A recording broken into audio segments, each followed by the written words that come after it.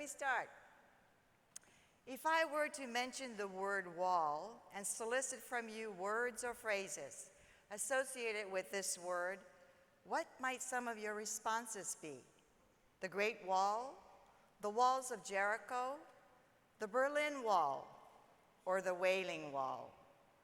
Or some sayings with the word wall may come to mind.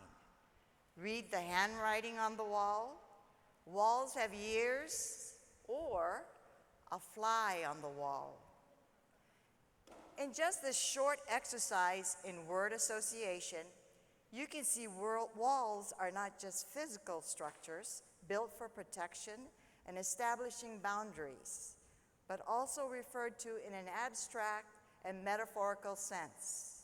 With this in mind, and as I reflected on the history of this church, to come up with a subject for the speaker series, I conjured the walls of Kawaiahao Church as a memory bank of information of worship services, sermons, conversations, sacramental ceremonies, and other events that have ever transpired within the walls of the sanctuary, as well as the exterior perimeter of the walls. Thusly, the birth of the topic came about of this talk with you, if these walls could speak. Pondering further on the topic, I thought I should really let the walls speak. So here in the first person voice is the walls speaking to you. Good afternoon. I suppose all of you know that I have my origins in deep waters of the Hawaiian seas and not in a quarry, for I'm really an amalgamation of 14,000 coral rocks, each weighing 500 to 1,000 pounds. It took thousands of men working in shifts around the clock to form me into the walls of Kawaiahao Church, for my four facades to be completed and erected by 1840. It was a proud day for me when the church was dedicated on July 21st, 1842, after 5 years of toil and labor. Can you imagine 5,000 men and women gathered in this sanctuary and the grounds of the church for the dedication with the young King Kauikeoli, Kamehameha III, in attendance? At the end of the dedication ceremony, the attendees in unison consecrated the building with a loud proclamation, "To Jehovah, our God forever and ever." Since 1842, I have heard and witnessed so much history of not only of the church, but of Hawaii. My chest beams with pride as I wear the plaques and tablets that serve as tributes to those that serve God's church at Kawaiahao.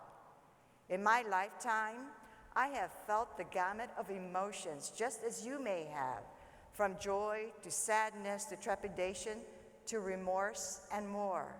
Today, I will share with you the stories behind some of the tablets and vignettes of events that I bore witness to. In the Makai wing of the sanctuary is the anteroom, which houses 2 tablets honoring David Douglas.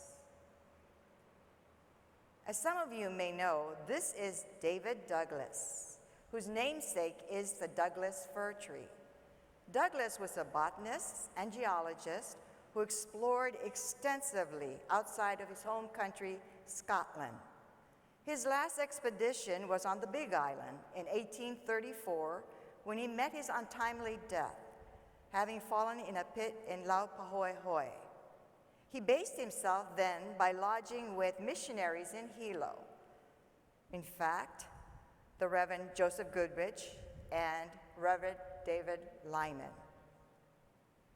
Mrs. Lyman was the hostess of the household and would make entries in her journal about this guest, David Douglas. Beyond the missionary connection here, Douglas depended on John Honolili, one of the 4 missionary Hawaiian men who returned to Hawaii with the pioneer company of the ABCFM in 1820. to be his guide and friend as he explored the Big Island. On July 12, 1834, Douglas's mangled body was found in the deep pit.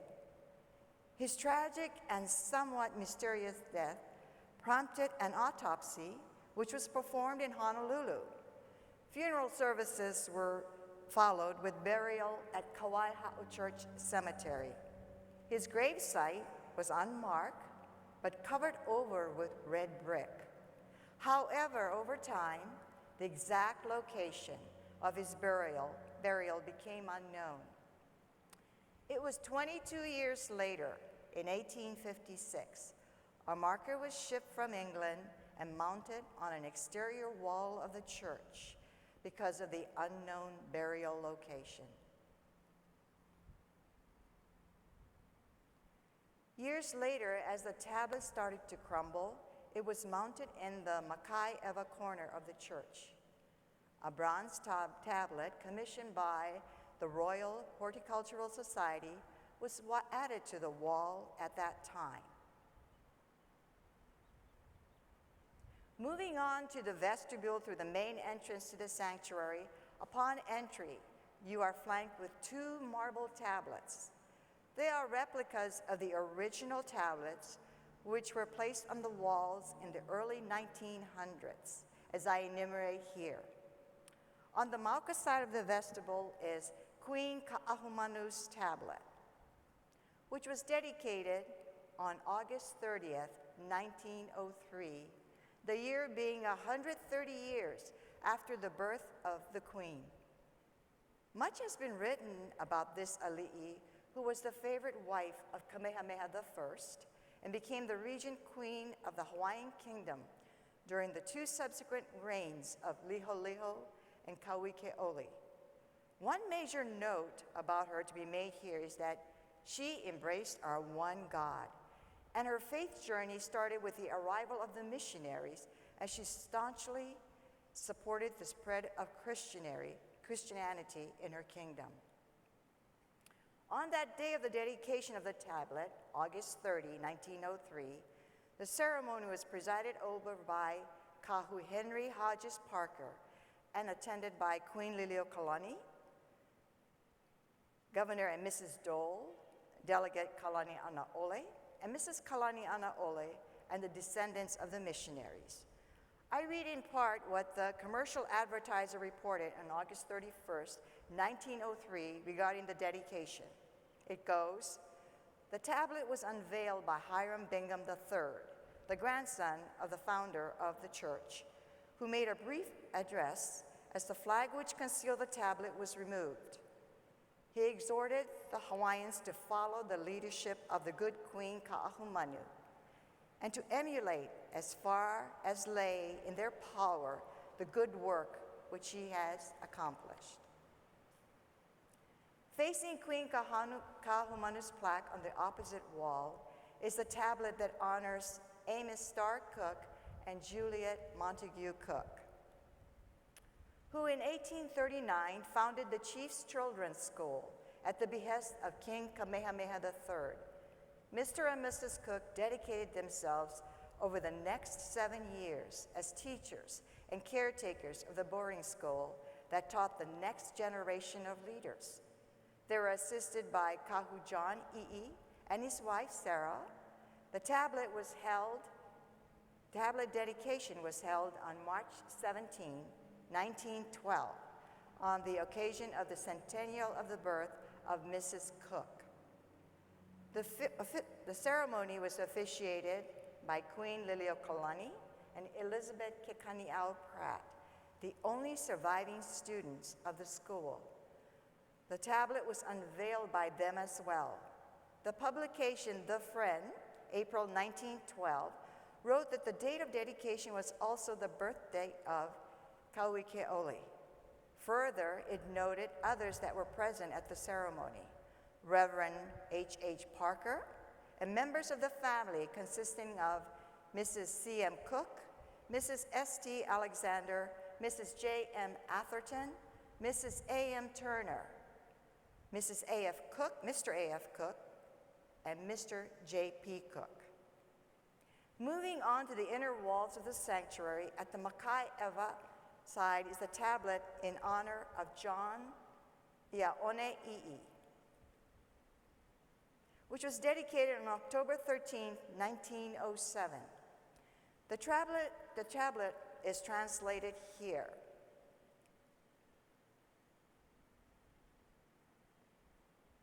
I'i's rightful place on the wall reflects his lifetime service to the church, the ali'i, and the Kingdom of Hawaii. The dedication of I'i's tablet was done by Reverend S.L. Deshay. Reverend Deshay spoke of the woman who anointed the feet of Jesus as an action becoming something remembered, and in the same way, he talked about John I'i. John Papa I'i was groomed to be a companion to Prince Liholiho, who later became Kamehameha II, and after Liholiho's death, he continued to serve the rulers of the kingdom until his death. He was chosen by King Kamehameha III to be educated by the missionaries to read and write. I'i was a member of Kawaiahao Church when Hiram Bingham was the pastor. He and his wife Sarah Hivauli tended to care and the needs of the royal students of the chief's children's school. As a churchman, he was known to deliver sermons in the Church of Eva, as well as on an infrequent basis in this church. As a statesman, he served in the Privy Council, the House of Nobles, and the Land Commission. I'i would later rise to be appointed a judge on the Supreme Court. On the same date of the dedication of I'i's tablet, the tablet affixed to the wall Mauka to the main aisle was also dedicated.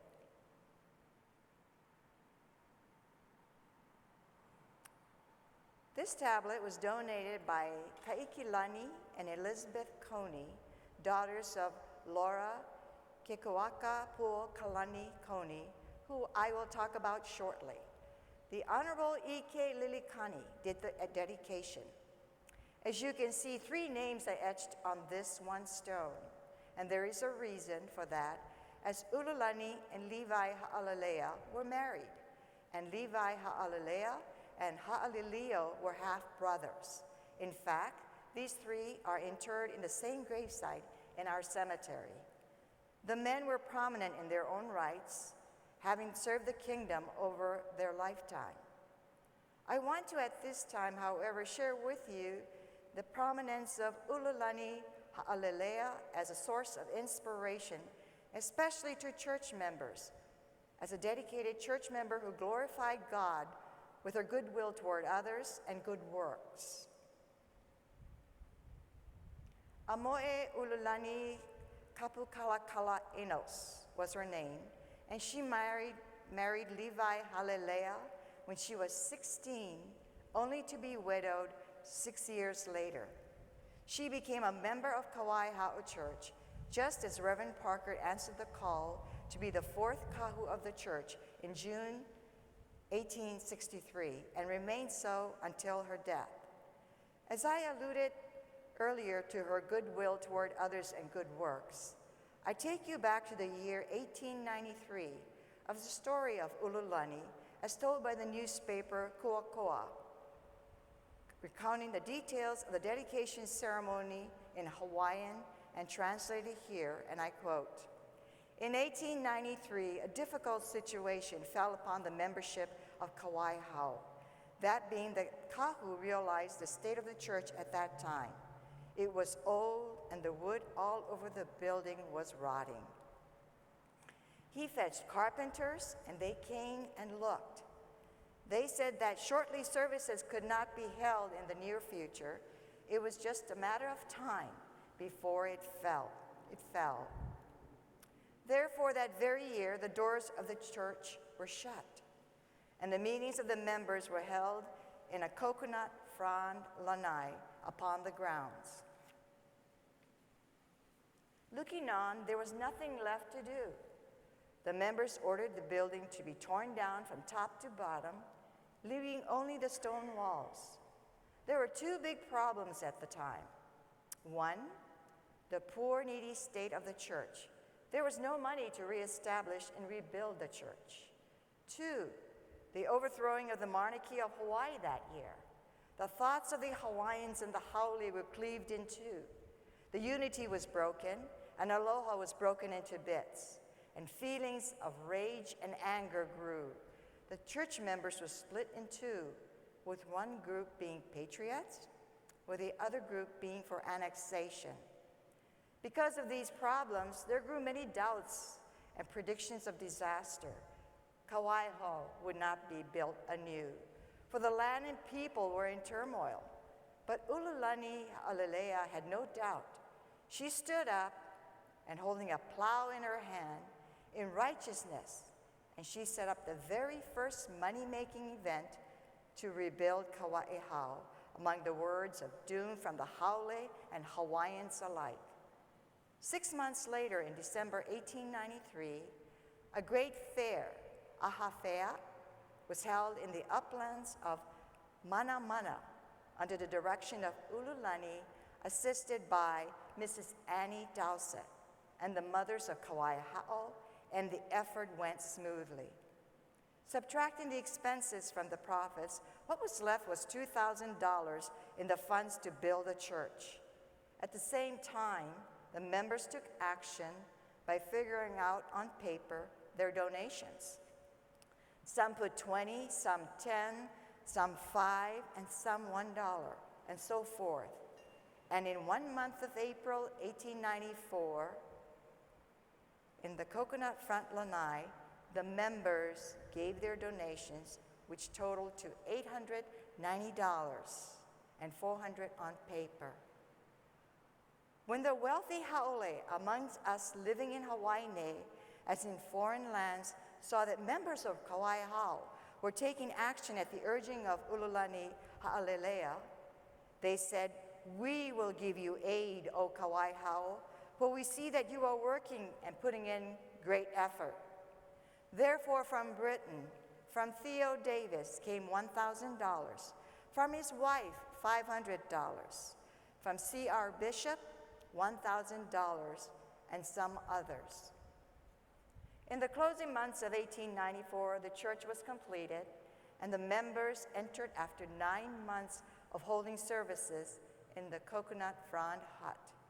The church was complete, with the total expenses being $14,000. In the reconstruction of New Kawaiahao, Ulukalani Ha'alelea was the one with a steel heart of aloha in the works for the Lord, who inspired the brethren. Let's rebuild Kawaiahao. Going on to the next tablet at the mauka end of the same wall is that of Laura Liliuokalani Koni, whom I've mentioned before. Her daughters also donated this tablet. Loa Koni was the second wife of Levi Ha'alelea and sister to Ulukalani Ha'alelea. Another family connection here. Laura also was a devoted church member, just as her sister Ulukalani was. She was known to host many social functions at her residence at Halalelea near Iolani Palace. At her funeral in 1929, Keiko talked of her as one of the old and prominent kama'ainas who has helped to build Hawaii, not only by her personal effort, but through her influence on her husband, children, and influential associates and acquaintances throughout these islands. As you face Laura Koni's tablet, to its left is a tablet dedicated to Kauike'ole, King Kamehameha III. Exactly when this tablet was mounted on the wall is not known, but I would conjecture it would have been around King Kamehameha's centennial of his birth in 1914, because on March 19, 1914, the tablet that sits at Kauike'ole's birthplace in Keauohua, Hawaii, was dedicated in this church during an elaborate ceremony held under the auspices of the Daughters of Hawaii. The unveiling of that plaque was performed by Queen Liliuokalani and High Chiefess Elizabeth Kekani'au Pratt. Kawaiahao Church owes much to this generous benefactor, Kauike'oli. I quote here a tribute to him from Reverend W.B. Olson during the ceremony. It is fitting on this centennial anniversary of the birth of Keiko'oli, the son of Kamehameha the Great, and himself a beloved king of Hawaii, for over a score of years, that we should recall that it was he who strongly urged the erection of this building in which we are assembled, generously subscribing $3,000 toward its cost, that it was he who at the dedication of this house of worship in 1842 presented the church with a deed to the building and the site, and that it was he who, on the occasion of the restoration of the national sovereignty in 1843, at a special Thanksgiving service held in this auditorium, addressed the great congregation and uttered the words which became the national motto, Uamau ke ea o ka'aina I kapono. The life of the land is perpetuated by righteousness. It is fitting, therefore, that this should be the scene of the special recognition of the statesmanship and personal worth of the great benefactor of his people. End of quote. These tablets that I've talked about and the others you see on my walls, I call them my vestments, and I hold their stories dear to my heart and for you as reminders of the rich legacy of those honored here, left here for you. To add to my pride of these tablets are the litany of special events for the ali'i that took place in these hallowed halls. The swearing-in of King Kamehameha IV and Kamehameha V to uphold the Constitution, the marriage between Kamehameha IV and Queen Emma, the acceptance of the throne by Lunalilo, and the announcement of Kalakaua as a successor to Lunalilo the day after Lunalilo's death.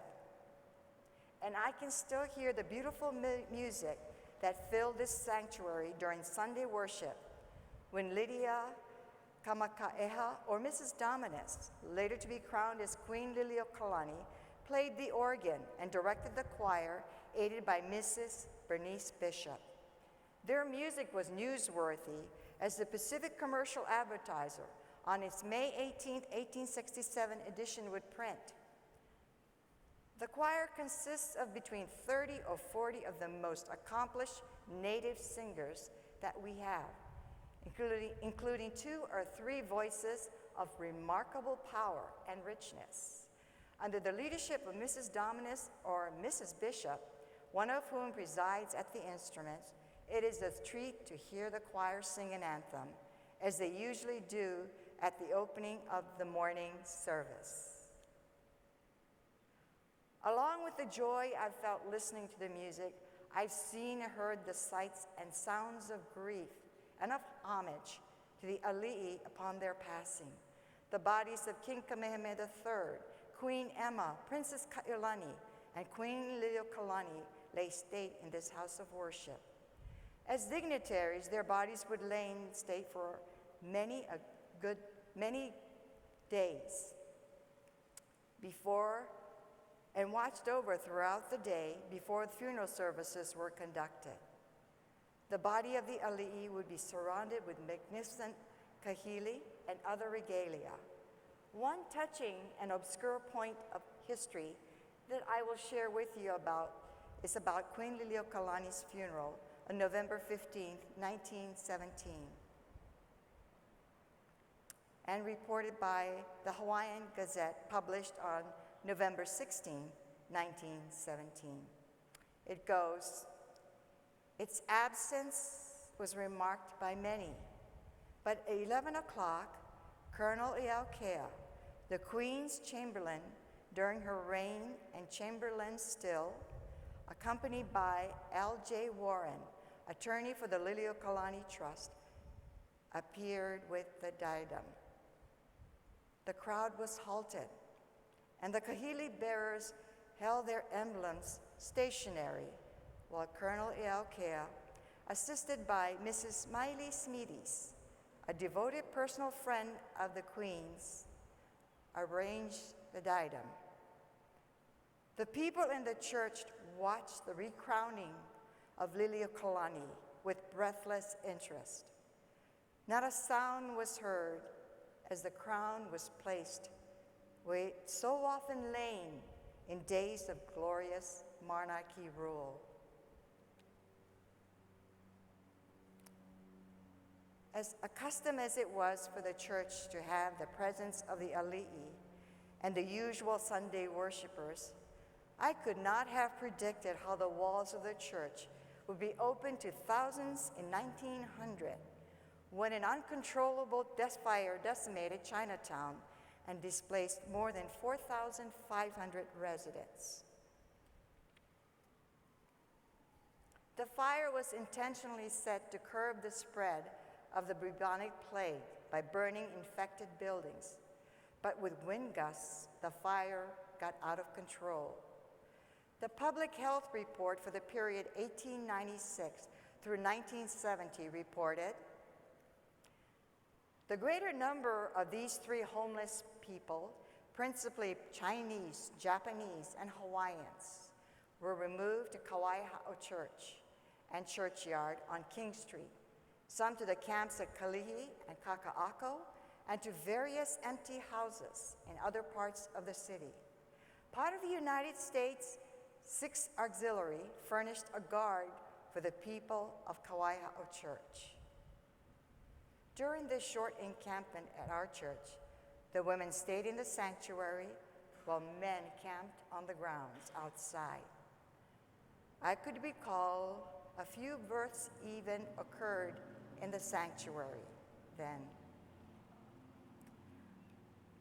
I can say that the church served as a home and a place of refuge for thousands there then. But there are other times in its history that it had a questionable role, wittingly or unwittingly, during two major historical events of the kingdom. When Kawaiahao Church, or its grounds, although brief in nature, was used as a vantage point for armed men because of its strategic location being diagonally across the street from Iolani Palace. The first incident happened in July 1889 and referred to as the Wilcox Rebellion. Led by Robert Wilcox and his men and recruits numbering about 300, with the objective of seizing Iolani Palace to overthrow King Kalakaua and replace him with his sister, Liliuokalani. This overture was thwarted by the King's Guard in less than 10 hours, but armed men of the Honolulu Rifles were stationed on our church grounds to protect the palace. The second incident most of you are familiar with occurred during the overthrow of Queen Liliuokalani on January 17, 1893, when again the Honolulu Rifles took over church grounds to lay aim at Iolani Palace. The church walls were 6 foot tall then, and they were subsequently scaled back to its current height of 2 feet in 1899 through the efforts of Archibald Cleghorn, who was the father of Princess Kaiulani. The uneasiness that I felt hearing and seeing what went on outside the walls then came to me again, as I recall having the same type of feeling in 1917, when the Reverend Henry Hodges Parker announced his resignation after 54 years of service. During that year, the church got divided into two factions, with the formation of a group that was against Reverend Parker and his following. The year 1917 ended with no successor to Reverend Parker, but to have Reverend Steve L. Deshay named as the temporary pastor. However, on April 29, 1918, Prince Kalani'anaole addressed the congregation with an appeal to work together with deference to the new slogan of "Get Together." By that latter part of 1918, the congregation calls Reverend Keiko Akana to our church as the fifth kahu and the first Hawaiian kahu. What joy to end the division within the church and to start a long line of pastors of Hawaiian ancestry to follow. One obscure fact that you might not be aware of is that the church actually offered Alice Kahakulona to succeed Kahu Akana, but she refused. Kahakulona would later go on to minister the leper patients in Molokai. Well, all that I have shared with you so far has to do with the happenings within the walls of the church grounds and of the church. Let me tell you of two significant events with the church obtaining national prominence. On March 12th, 1959, the U.S. House of Representatives passed the Hawaiian Admissions Act in the presence of delegates from Hawaii who passed on the momentous voting results to an anxious group of leaders waiting at Iolani Palace. This group then, in unison, led by Kahu Abraham Akaka, marched on to Kawaiahao Church to give thanks to the Lord and ask for his blessings. The following day, Kahu Akaka conducted a worship service delivering his famous statehood sermon, which was widely disseminated and reprinted in 30,000 copies. Using Aloha as his message, he ended his sermon asking the people of Hawaii to affirm that we really are who we are, for Aloha is a spirit of God at work in you and in me and in the world, uniting what is separated. Kahu Akaka and the church continued to gain national prominence in the second event with the historic Salmo March on March 21st, 1964. Beyond a gesture of aloha, but of unity with the civil rights movement, Kahu Akaka sends leis made by church members to be worn by Reverend Martin Luther King Jr. and by other marchers. Just a year before the march, Reverend King stood behind the pulpit and with his resounding voice delivered the sermon for the annual God and Country service sponsored by the Honolulu Council of Churches in this church on February 19, 1963. As I conclude sharing with you the stories that are etched in me, the last part of me that I want you to look at are the surrounding walls of the mezzanine, which bear 20 portraits of the ali'i. These portraits are the work of Patrice Barnschmidt and donated to the church in 1973 by Mr. and Mrs.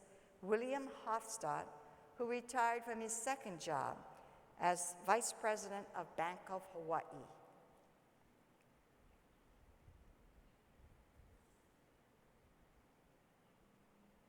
When Kahu Akaka was approached by the Hofstadts of their intention to purchase the portraits for the church, he commented that the ali'i would be coming home. In his prayer during the dedication ceremony for these portraits, Kahu said, "Let the nobility and virtue of our ali'i live to all generations." And on that note, I invite you to view me in a new light, not just as walls enclosing and supporting a building, but a repository of memories past that bear the rich DNA of the Church of the Ali'i and of the Maka'ainana. Come close to me, and I will speak to you. Thank you. This concludes my presentation.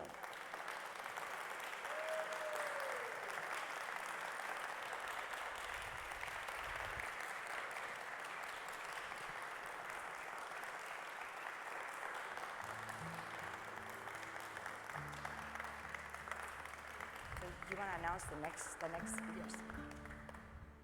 Thank you everyone for coming, and thank you for Keiko. Thank you again. That was great, Keiko. Thank you.